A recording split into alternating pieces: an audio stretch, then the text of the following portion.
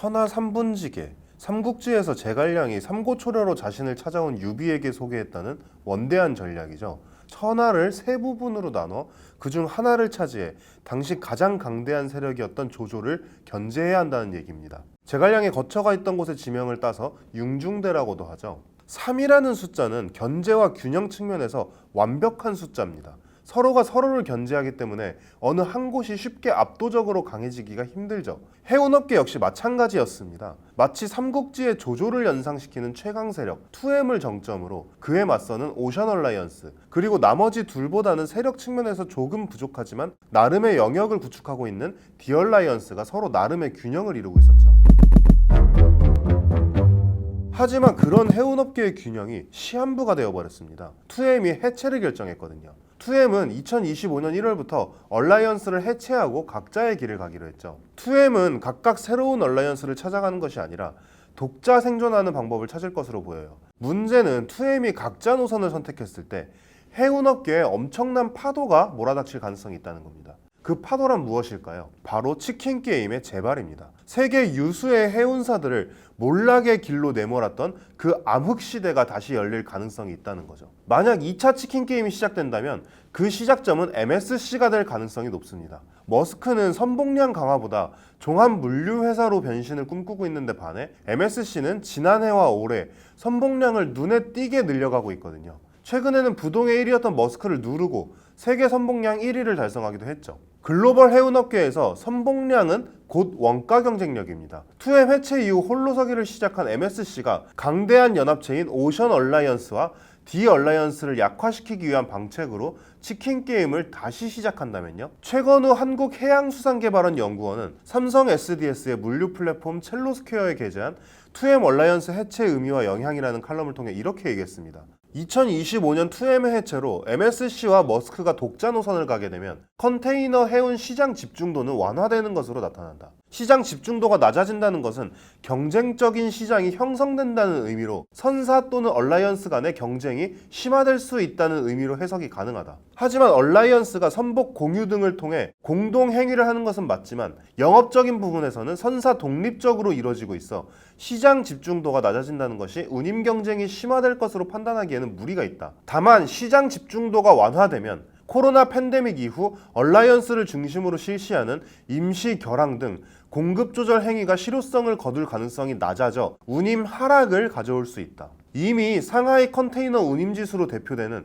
해상 운임은 매우 낮은 수준에 형성돼 있습니다. 7월 14일 기준 SCFI는 979.11로 1,000 아래로 떨어져 있죠. 코로나19 당시 5,000을 기록하기도 했다는 것을 살피면 상당히 많이 내려와 있는 상황입니다. 그렇다면 여기서 우리가 생각해봐야 할 것은 그거죠. 과연 HMM은 또다시 치킨게임이 벌어졌을 때 살아남을 수 있을까? 먼저 희망적인 얘기부터 해볼게요. 선봉량을 보자고요. HMM은 치킨게임의 허덕이던 과거의 현대상선은 확실히 아니라고 할 수 있습니다. HMM은 올해 내로 100만 TU의 선봉량을 달성할 것으로 예상되는데 현대상선 시절 선봉량의 3배가 넘는 거죠. 거기다 HMM은 선박의 구성비가 매우 좋습니다. 압도적이죠. 해운 전문 조사기관 알파라이너의 월간 리포트 6월호를 보면 올해 6월 기준 HMM 전체 선대에서 1만 5천 TU 이상의 초대형 선이 차지하는 비중은 무려 51%입니다. 모든 선사 가운데 가장 높아요. 초대형 선의 비율은 생각보다 치킨 게임을 버티는데 굉장히 커다란 역할을 해줄 수 있습니다. 같은 10만 TU를 수송하더라도 대형선이 서너 번 가는 것하고 소형선이 수십 번 가는 것하고는 비용면에서 전자의 압승이니까요. 여기까지는 희망편입니다. 하지만 정말 냉정하게 살펴본다면 그런 생각이 듭니다. 무조건 희망만이 있을까 싶은 거죠. 가장 큰 문제는 만약 치킨 게임이 벌어진다면 그 시작점이 될 가능성이 높은 MSC의 선봉량이 정말 무시무시한 속도로 늘어나고 있다는 겁니다. MSC는 2022년 기준 세계 선봉량 1위 선사인데 세계 선봉량의 18.5%를 점유하고 있어요. 여기서 끝이 아니라는 게 문제죠. 계속 늘어나고 있어요.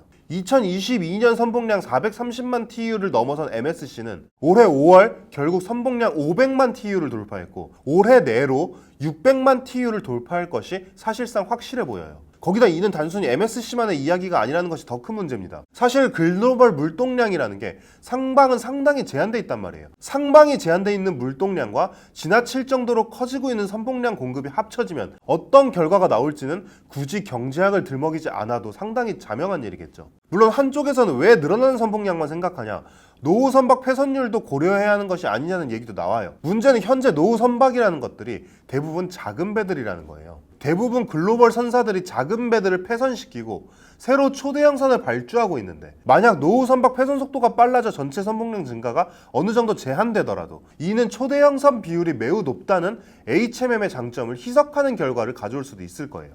결국 HMM이 현대상선 시절과 비교해 선봉량이 엄청나게 늘어나고 초대형 선도 많아지고, 그 밖에 아까 이야기하지 않은 환경 규제와 관련된 대비라든지 이런 것도 충분히 돼 있는 상황이기 때문에 예전 1차 치킨 게임 때와 비교해 상황이 훨씬 좋아진 것은 맞다. 하지만 그렇다고 충분히 버틸 수 있다고 안심하고 있기엔 그리 낙관적인 상황만은 아니다. 이렇게 정리할 수 있겠네요. 물론 애초에 치킨 게임이 반드시 또 벌어진다고 얘기할 수도 없는 노릇이고, 심지어 HMM은 이미 그 힘들던 1차 치킨 게임을 한 차례 버텨내기도 했어요. 상당한 저력이 있다는 뜻이죠. 그렇다면 궁금합니다. HMM이 지금보다 상황이 훨씬 안 좋았던 저번 치킨 게임을 극복해낸 방법은 뭘까요? 그리고 다음 치킨 게임이 벌어졌을 때 이번에도 같은 전략을 유효하게 사용할 수 있을까요?